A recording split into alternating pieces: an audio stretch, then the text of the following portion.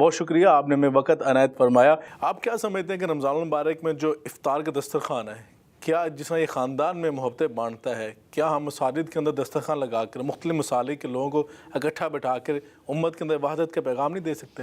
کاش ایسے کریں، یہ مشکل کام ہے ویسے اگر اس طرح کا ہو جائے۔ اب دیکھیں ایک شیعہ عالم اتنی بڑی کانفرنس ہر سال کرواتے ہیں، جواد نقوی صاحب، اور وہ دیوبند کے بڑے علماء کو بلاتے ہیں اور اہل حدیث کے علماء کو، آپ کے والد صاحب بھی جاتے ہیں وہاں پہ، اور بریلویوں کی طرف سے بھی ڈاکٹر تعلق قادری صاحب ان کے نمائندے جاتے ہیں۔ اب وہاں پہ نماز کا وقت آیا ہے، مسجد شیعہ کی ہے، زاہد الراشدی صاحب جو اس وقت آپ سمجھ لیں ٹاپ کے اوپر پرسنالٹی ہے، جی بالکل، سرفراز خان صفدر صاحب ان کے وہ بیٹے ہیں، بالکل بزرگ عالم دین، ان کو انہوں نے امامت پہ آگے کیا ہے، خود پیچھے نماز پڑھی۔ جی اب اس سے بڑا تو گڈ جیسچر کوئی نہیں تھا۔ جی وہ زاہد الراشدی صاحب جب واپس آئے ان کے فرقے کے علماء ان پہ چڑھ دوڑے کہ آپ نے وہاں امامت کیوں کی ہے؟ یار پیچھے پڑھنا بھی جرم، آگے کھڑے ہو کے پڑھنا بھی جرم، پڑھانا بھی جرم۔ ہم اندازہ کریں پیچھے پڑھتے تو انہوں نے کہنا تھا کہ جناب پڑھنی تھی تو امامت کرواتے نا آپ وہ امامت بھی کروا لیے تھے، آٹا گوندے ہلدی کیوں ہے؟ وہ اگلا ایک مسئلہ انہوں نے کھڑا کر لیا۔ اور اس میں مجھے ایک تفنن کے طور پہ بات یاد آئی، ہم اپنے ایک دوست ہیں لاہور میں افتخار صاحب، تو ان کی ہاؤسنگ کالونی میں انہوں نے ایک پروگرام ارینج کیا تھا، ان کی غامدی صاحب سے دوستی بھی تھی، زور کی نماز کا وقت آیا نا تو غامدی صاحب بھی آئے تھے، میں نے کہا سر نماز آپ پڑھائیں گے، ہم آپ کے پیچھے پڑھیں گے، ہمارے لیے اعزاز کی بات ہے، اتنی بڑی علمی شخصیت۔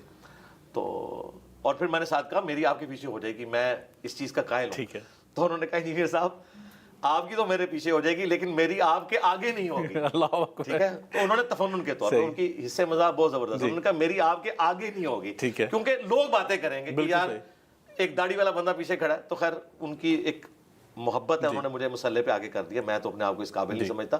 تو یہ والا مسئلہ اتنا بڑا ہے، آپ دیکھیں سید بلال قطب صاحب آئے تھے، وہ کہہ رہے تھے میں رمضان نشریات میں علماء کو جب ایک پلیٹ فارم پہ بڑی اچھی باتیں کر رہے ہوتے ہیں، جیسے ہی نماز کا ٹائم آتا ہے مغرب کا تو وہ کہتے ہیں میں اپنے مدرسے جا کے پڑھاں گا، کیونکہ انہیں خطرہ ہوتا ہے کہ اگر یہاں سے کوئی ویڈیو نکل گئی کہ میں کسی بریلوی کے پیچھے پڑھ رہا ہوں یا کوئی بریلوی اہل حدیث کے پیچھے پڑھ رہا ہے تو لوگوں نے کہنا ہے کہ یہ آپ ہم جمعے کے خطبوں میں تو کہتے ہیں ان کو چندہ بھی نہ دو، خود نمازیں ان کے پیچھے پڑھتے ہو، بالکل وہ وائرل ہو جاتی ہیں پکچرز۔ اچھا ان کو اندر سے پتا ہے کہ یہ معاملہ اس بڑے لیول کا نہیں ہے، یہ اپنی پبلک کے ڈر کی وجہ سے ان کو اتنا بگاڑ چکے ہیں کہ اب پبلک اس میں قصور کس کا ہے؟ قصور علماء کا ہی ہے جی۔ دیکھیں کسی کرکٹر نے یا اسکواش کے پلیئر نے تو انہیں دین نہیں سکھانا تھا، انہوں نے سکھانا تھا۔ آج اگر دین کے حوالے سے سخت رویے ہیں تو ہم کسی کرکٹ کے پلیئر سے تو نہیں پوچھیں گے، ہم عالم دین سے پوچھیں گے جس کے پاس جمعے کا ممبر تھا۔ جن لوگوں نے، غامدی صاحب نے ایک بڑی اچھی بات کی تھی ٹی وی پروگرام میں، انہوں نے کہا کہ علماء جو رمضان نشریات میں بیٹھ کے میٹھی میٹھی باتیں کرتے ہیں نا، جمعے کے خطبوں میں بھی اگر 52 جمعے اس طرح پڑھائیں نا تو نفرتیں لوگوں کی ختم ہو جائیں گی۔ یہ وہاں پہ جب ایک دوسرے کو کافر کہتے ہیں، ایک دوسرے کے پیچھے نماز نہیں ہوتی، اور پھر کہتے ہیں ایک دوسرے کو چندہ دینا حرام ہے، کیونکہ وہ یہ چاہتے ہی نہیں کہ ان کا چندہ دوسری مسجد میں جائے۔ تو پھر آپ رمضان میں جب بیٹھ کے ایک اچھا جیسچر دے رہے ہیں، نہیں ہم ایک دوسرے کو مسلمان سمجھتے ہیں، تو ظاہر ہے وہ لیپا پوتی کر رہے ہوتے ہیں۔ عام دنوں میں ایسا نہیں ہوتا، ان دنوں میں بھی لوگوں کے رکھ رکھاؤ کے لیے کر رہے ہوتے ہیں۔ اگر یہ عام دنوں میں اپنی پبلک کی ٹریننگ ٹھیک کرتے یہ معاملہ یہاں تک نہ پہنچتا۔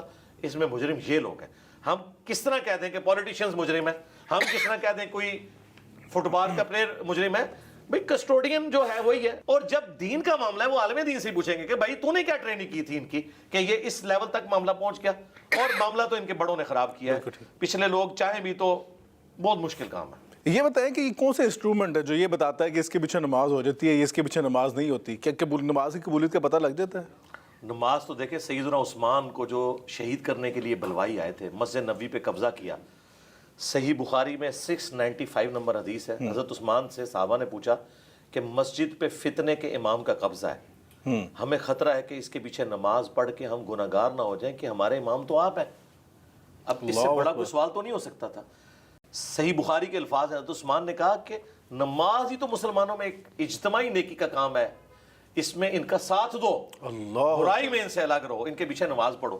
اس کے اوپر امام بخاری نے باب باندھا ہے کہ بدعتی اور باغی کے پیچھے نماز پڑھنا درست ہے، کیونکہ حضرت عثمان کا فتویٰ ہے۔ اب یہ فیصلہ کریں، سیدنا عثمان جو خلیفہ راشد ہیں، جن کی پیروی کا حکم ہے، ٹھیک ہے جی، جن کی خلافت سٹیک پہ لگ گئی اس حوالے سے کہ لوگ انہیں شہید کرنے آئے، ان کا آپ جیسچر دیکھیں، انہوں نے کہا ان کے پیچھے نمازیں پڑھو، جو شہید کرنے آئے، جو شہید کرنے آئے، انہوں نے کہا اس وجہ سے شریعت کا حکم تو نہیں بدل سکتا۔ کتنی بڑی بات ہے۔ عبداللہ ابن عمر کے بارے میں سنن کبریٰ البیہقی میں آتا ہے، وہ خوارج کے پیچھے بھی نماز پڑھتے تھے، اور وہ کہتے تھے جب خوارج ہمیں مسلمانوں کے قتل پہ بلائیں گے نا ہم ان کا ساتھ نہیں دیں گے.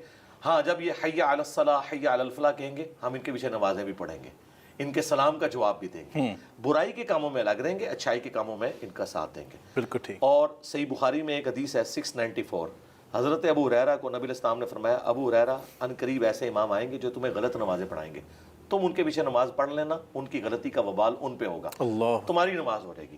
نماز میرے بھائی جو مسلمان ہے نا, خواہ وہ اہل بدعت میں سے ہو, ٹھیک, خواہ وہ کلمہ گو مشرکی کیوں نہ ہو, میرے نزدیک یعنی اس کا عمل کلمہ کوئی گو شرک کیا ہو. ہاں عمل شرکیہ لیکن عقیدے میں وہ کافر نہیں ہے, اسے تعویل کی غلطی لگی ہے, تو اس کے پیچھے نماز درست ہوگی. آپ اس کے اوپر یہ فتویٰ نہیں لگا سکتے. اگر آپ نے کہنا نماز درست نہیں تو پہلے ان کو اسلام سے نکالنا پڑے گا. مجھے بتائیں, میں معصومانہ سوال کرتا ہوں خصوصاً اہل حدیث حضرات سے, کہ یہ جو بریلویوں کے بارے میں, شیعہ کے بارے میں اتنا ہارڈ سٹانس رکھتے ہیں, آپ سے زیادہ سخت ہیں سعودی علماء. انہوں نے تو کہیں پابندی نہیں لگائی کہ بریلوی اور شیعہ جو حج کے لیے نہیں آ سکتے, حرم کی سرزمین میں مشرک کا داخلہ منع ہے. انہیں پتہ ہے کہ کلمہ گو مشرک ہے.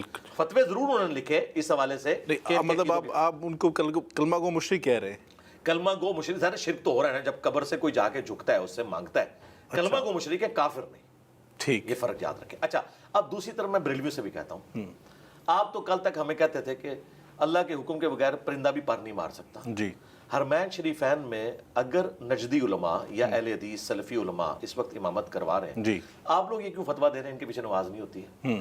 آپ تو کہتے تھے یعنی امام کعبہ کے پیچھے نماز نہیں ہوتی. انہوں نے فتوے دیے ہوئے, بلکہ جو مفتی اعظم ہند تھے مصطفیٰ رضا خان نوری صاحب, انہوں نے تو فتویٰ دیا تھا جب تک سعودی حکومت ہے حج بھی موقوف ہو چکا ہے, اس سے ان کو فائنینشیل فائدہ ہوگا.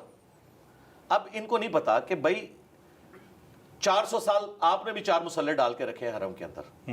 سعودی حکومت کی اتنی بڑی نیکی ہے کہ انہوں نے وہ حنفی شافی مالکی حملی مسلح 1926 میں آ کے اٹھائے ہیں. ٹھیک, الحمدللہ. اور آج تک امام کعبہ اب 100 سال سے مقام ابراہیم پہ کھڑا ہوتا ہے. وَاتَّخِذُوا مِن مَقَامِ إِبْرَاهِيمَ مُصَلًّى, 4 مسلح انہوں نے اٹھا دیے, امت کو ایک امام کے پیچھے اکٹھا کیا. اور وہاں پہ بھی آپ دیکھیں کوئی سختی آپ کو نظر نہیں آئے گی. ٹھیک, وہاں کہیں آپ کو اگر آپ ہاتھ چھوڑ کے نماز پڑھ رہے ہیں وہ نہیں کہیں گے ہاتھ باندھیں. آپ ہاتھ ناف کے نیچے باندھ رہے ہیں, اوپر باندھ رہے ہیں, وہ کسی کو نہیں روکتے. ٹھیک, اور زبردستی آپ کے اوپر مبلغین بھی مسلط نہیں انہوں نے کیے ہوتے, میگا فون لے کے سائڈ پہ کارنرز پہ لوگ بیٹھے ہوتے ہیں. یہاں حرمین آج آپ حوالے کریں پاکستان کے مولویوں کے, انہوں نے ایک سینٹرل ساؤنڈ سسٹم جو ہے نا وہ نماز والا, اس میں لا کے سب سے سخت مولوی اپنے آپ بٹھانا ہے, اور اس نے پرکشے اڑا کے رکھ دینے ہیں دوسروں کے کہ یار یہ تو ہے ہی سارے کافر. اللہ, تو یہ جو رویے ہیں نا جی, یہ انتہائی تلخ رویے. بالکل ٹھیک ہے. نماز سب کے پیچھے پڑے. تو آپ یہ نہیں سمجھتے کہ جو آج نوجوان نسل, آپ یونیورسٹیز میں جاتے ہیں, دیکھتے ہیں لوگ آپ کے پاس آتے ہیں, بہت ساری یوتھ آپ کو سنتی ہے, پسند کرتی ہے, کیا آپ نہیں دیکھتے کہ آج پاکستان کی بہت ساری یوتھ الحاد کی طرف چلی گئی ہے؟ کیا اس میں وجہ ہمارے یہ ان لوگوں کے رویے ہیں, یا ہم انہیں صحیح ایجوکیٹ نہیں کر پائے؟ کیا ہم انہیں جو ان کی جو نیڈ تھی وہ پوری نہیں کر پائے؟ الحاد کی وجہ کیا بنی؟ جی دونوں چیزیں.